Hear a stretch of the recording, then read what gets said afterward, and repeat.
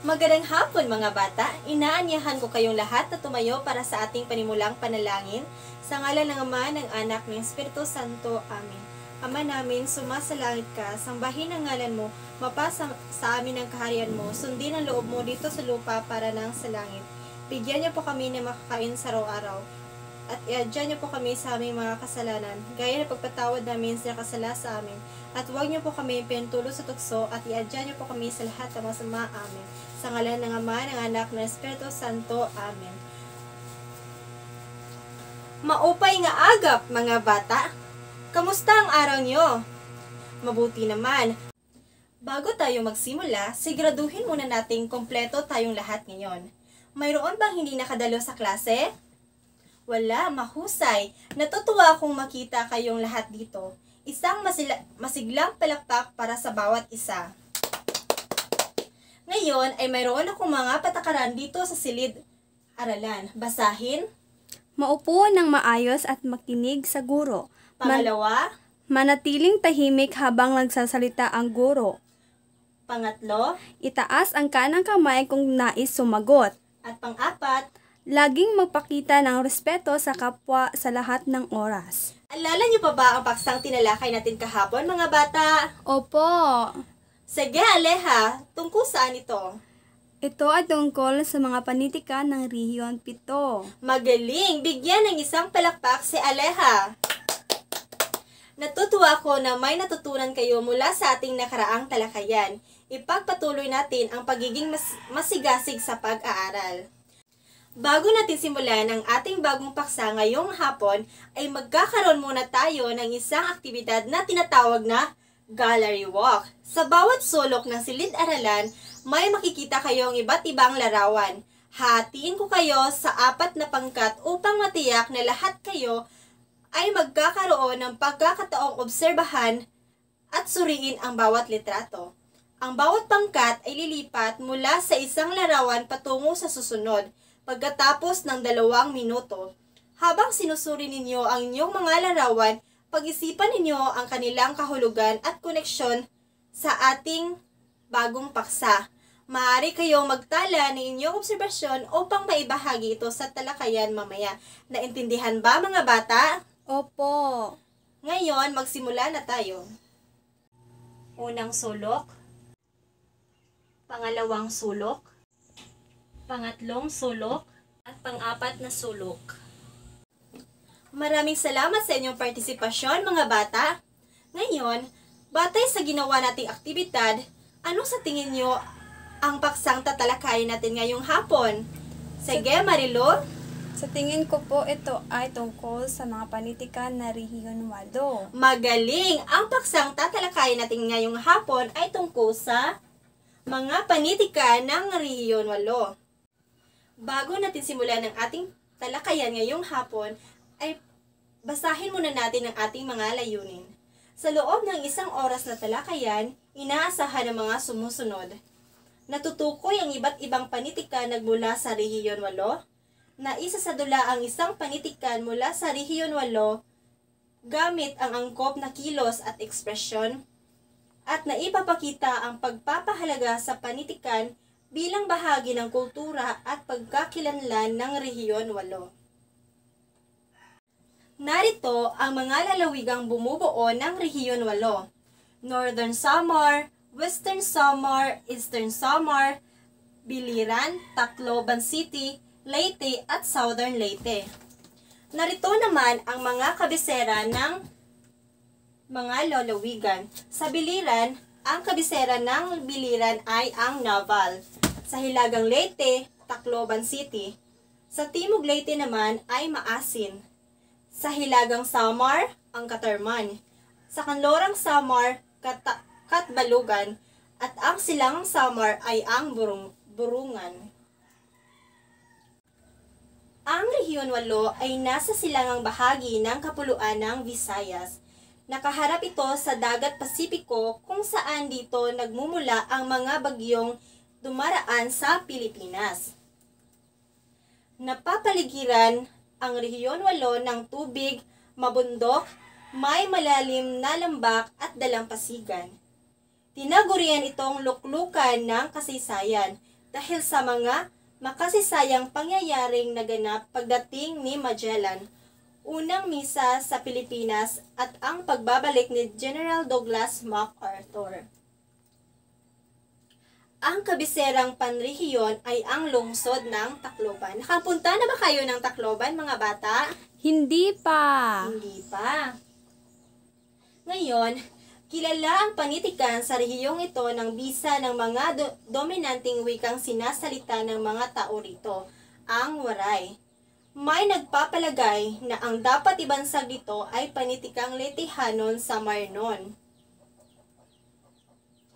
Ayon kay Victor Sogbo, ang panitikan ng Silangang Visayas ay may mahaba at makasisayang tradisyon bago pa man dumating ang mga kolonyalistang Kastila.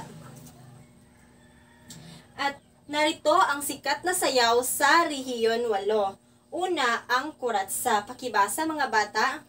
Ang pinakapopular na sayaw sa kultura sa mga Warays, sumasayaw sa pagdiriwang ng kapistahan at mga espesyal na pagtitipon. Pangalawa, ang Leyte Kalipayan Dance Company.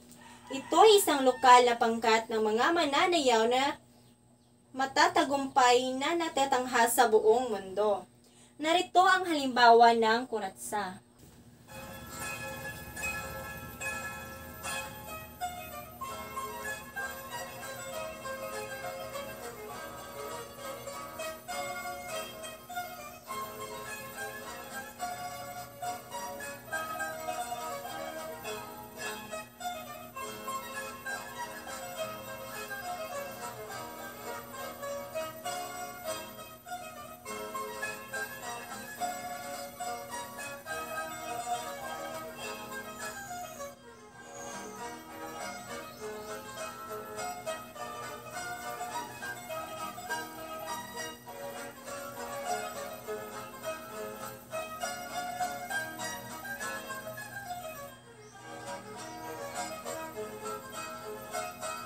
Narito naman ang halimbawa ng sayaw ng Leyte Dance Company.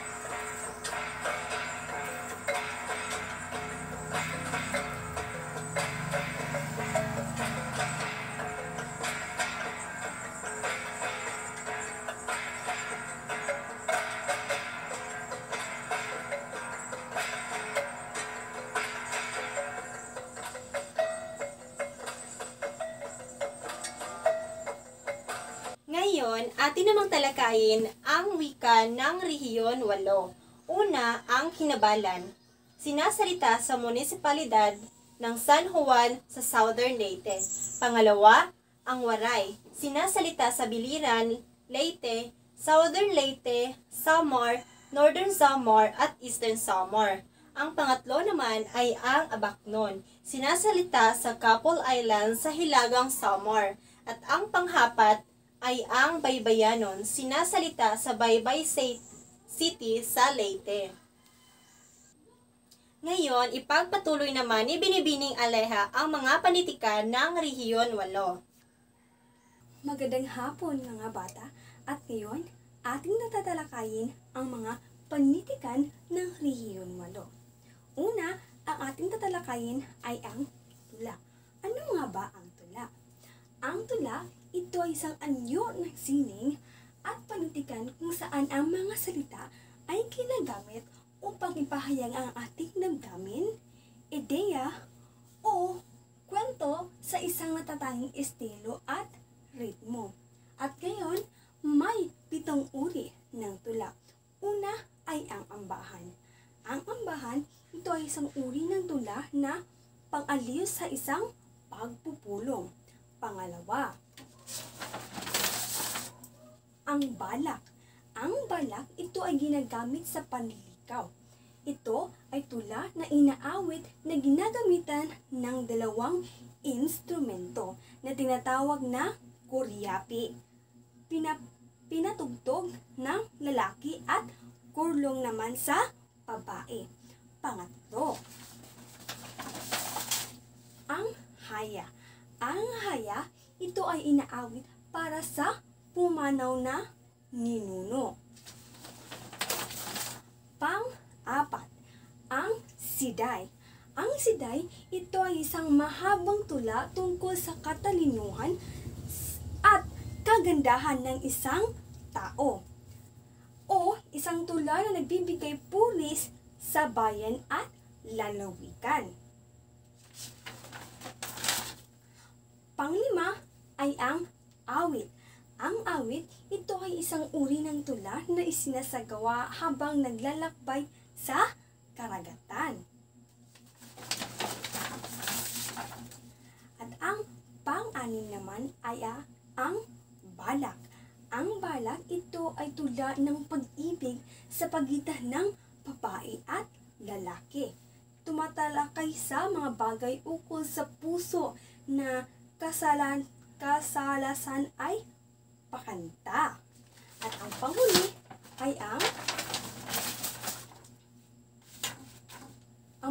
ay ang tigu-tiguhan. Ang tigu-tiguhan, ito ay isang maiksing tula na may dalawang linya at naglalarawan sa isang bagay sa pamamagitan ng paghahambing ng metaporal. At susunod naman ay ang bugtong. Ano nga ba ang bugtong? Ang bugtong, ito ay isang uri ng palaisipan na sa kultura ng mga Pilipino. Layunin nitong subukin ang talino at kakayahan ng isang tao na mag-isip at paghanap ng sagot. Tigo-tigo, ito ay isang larong bugtong na nilalaro sa tuwing naglalamay sa patay upang hindi antukin. So may halimbawa ako rito na mga bugtong. Una, balay-balay ni ikot, puros may higot. Ang sagot ay moskitero.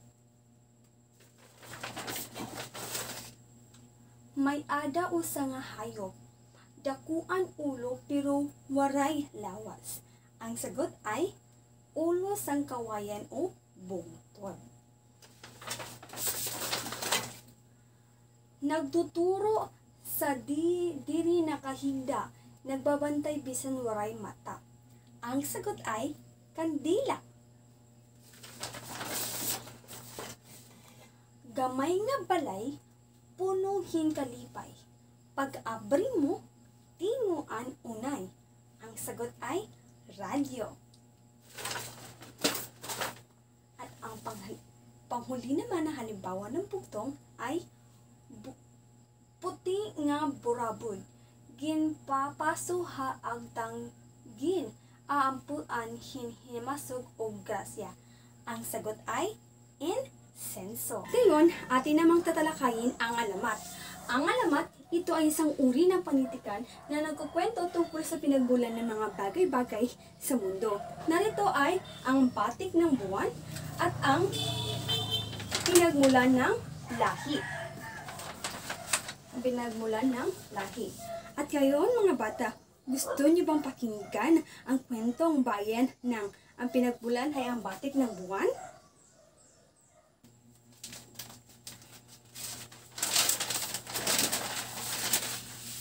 Mag-asawa ang araw at ang buwan. Maraming silang mga anak na bituin. Gustong-gusto ng araw na makipaglaro sa kanyang mga anak at ipaglaban siya ng buwan sapagkat matutunaw ang kanyang mga bituin sa labis ng init ng araw. Kinagagalitan ng araw ang mga anak kapag lumalapit ito sa kanya. Isang araw, nagtungo sa ilog ang buwan upang maglaba ng mga maruruming damit. Ipinagbilin niya sa asawa na Bantayan ang mga anak, ngunit huwag niyang lalapitan ang mga ito. Binantayan nga ng araw ang mga anak.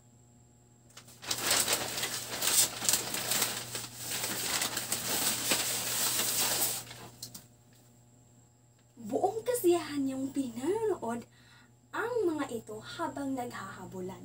Nakadama siya ng pagnanabik na hindi niya kayang matiis na hindi yakapin ang mga anak. Bigla na niyakap ang mga anak. Ang lipon ng maliliit na bituin nang madikit sa kanya ay biglang natunaw. Hindi naman nagtagal ay umuwi na ang buwan galing sa ilog. Nagtaka siya sapagkat malungkot ang asawa.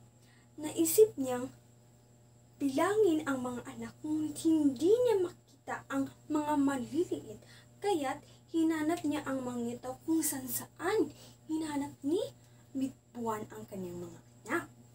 Hindi niya matagpuan ang mga anak. Sa gayoy, sinumpatan niya ang kanyang asawa.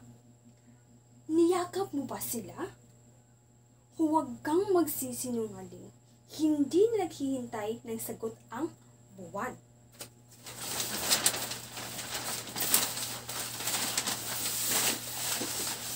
Mabilis niyang binunot ang isang puno ng saging.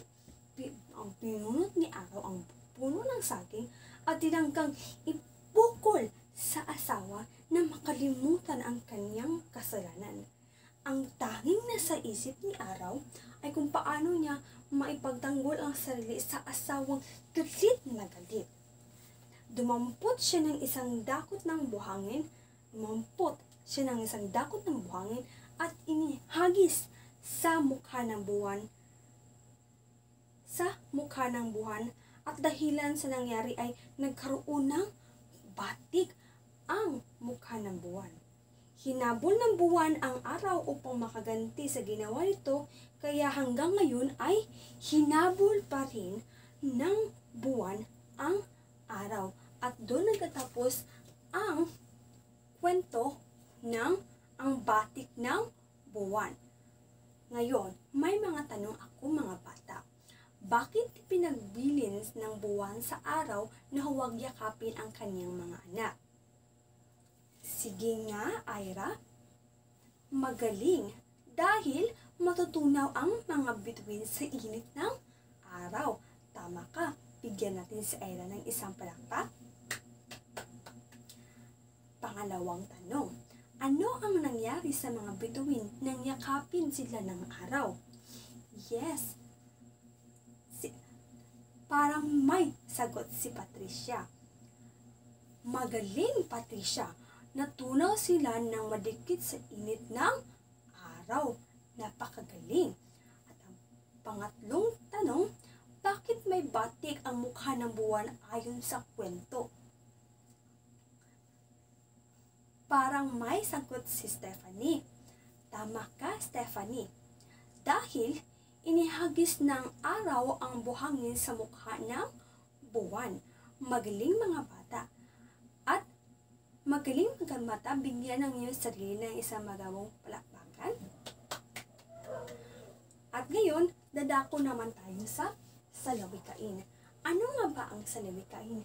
Ang salawikain, ito ay isang tradisyonal na kasabihan sa kulturang Pilipino na naglalaman ng karunungan, aral at payo sa buhay. Iyon ang ibig sabihin ng salawikain. At ngayon may halimbawa ako ng salawikain. Ang kinabuhi sugadhin kaliding usahiha igbaw usahiha ilarom. Sa Tagalog, ang buhay ay parang gulong. Minsan nasa ibabaw, minsan nasa ilalim. Doon, nagtatapos ang ating tinalakay natin ngayong hapon. May mga katanungan ba kayo mga bata? Wala. At ngayon, may mga katanungan ako dito na kailangan yung sagutin. Ano ang kabiserang panrehiyo ng Rehiyon 8? Magaling, ito ay ang Tacloban City. Ano ang pinaka-popular na sayaw sa kultura ng mga Waray? Magaling ka, Flora. Ito ang kuratsa. Ano ang dahilan kung bakit tinaguri ang luklukan ng kasaysayan ang rehiyon 8? Ano kaya? Nakita kong nagtaas ng kamay si Kayla? Sige nga, Kayla. Dahil dito naganap ang mga makasaysayang pangyayari tulad ng pagdating ni Magellan sa unang mesa ng Pilipinas at ang pagbalik ni General Douglas MacArthur. Pang-apat, ano ang uri ng panitikan na ginagamit sa pagliligaw at inaawit habang tinutugtog ang koryapi at kordong? Magaling ka! Chindi, ito ang balak.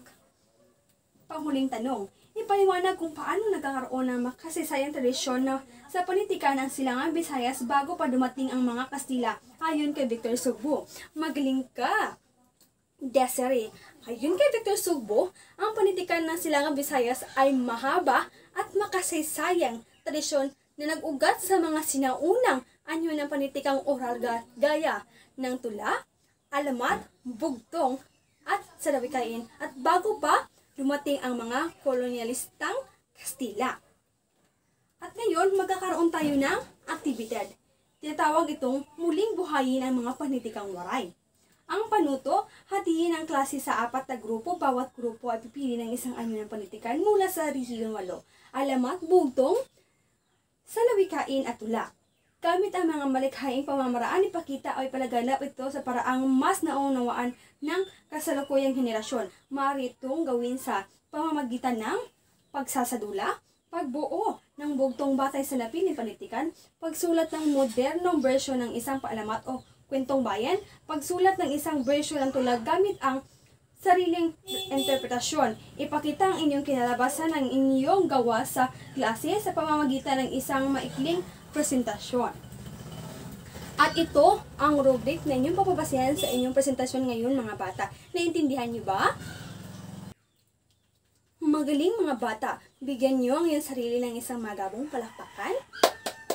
Nakikita ko talaga na naintindihan niyo ang mga panitikan ng rehiyon 8. At ngayon, may kunti muna akong katanungan. Bakit mahalaga ang panitikan sa rehiyon 8? Bakit kaya? Para kita ko na taas ng kamay si Diana. Sige, Diana, magaling ka, Diana. Sapagkat ipinapakita nito ang kultura, wika, kasaysayan at karanasan ng mga tao sa rehiyon, lalo na ang mga waray. Magaling. Ano ang isang halimbawa ng panitikan sa rehiyon 8? Ano kaya? Magaling ka, Kimberly. Ito ay ang balak, na kung saan ang balak ay ito isang uri ng tula na ginagamit sa panliligaw, bahagi ng tradisyonal na panitikan ng mga waray. Pangatlo, paano natin mapapahalagahan ang panitikan ng rehiyon? Paano kaya natin mapapahalagahan ang mga panitikan ng rehiyon 8? Nakita ko na taas ng kamay si Josa. Sige, Josa. Magaling, Josa. Sa pamamagitan ng pagbasa, pagsasalin, pagtuturo, at pagbabahagi ng mga lokal na akdang pampanitikan tulad ng tula, bugtong, alamat, at salawikain. At ngayon, magkakaroon tayo ng bagong aktibidad. Ito ay panuto muna. Basahin muna natin ang panuto. Basahin ang mabuti ang mga katanungan. Isulat lamang ang titik sa tamang sagot. 1, 2, 3, 4, at 5. At para naman sa iyong takdang alalin, sa inyong sagotang papel, pumili ng isang panitikan mula sa rehiyon 8 na pinaka-interesante para sa inyo. Maaari itong isang tula, bugtong, alamat o salawikain mula sa rehiyon. Sagutan ng mga sumusunod na maikling talata. Ano ang napili mong panitikan? Ano ang nilalaman ng mensahe nito? Bakit mo ito pinili? Ano ang kahalaga nito sa inyo bilang isang Pilipino? Tandaan, gamitin ang malinaw at maayos sa pagpapaliwanag sa inyong sagot. Isulat ito sa 3 hanggang 5 pangungusap. Naintindihan niyo ba, mga bata? At doon natatapos ang ating talakayan ngayong hapon na ito. Maraming salamat sa pakikinig.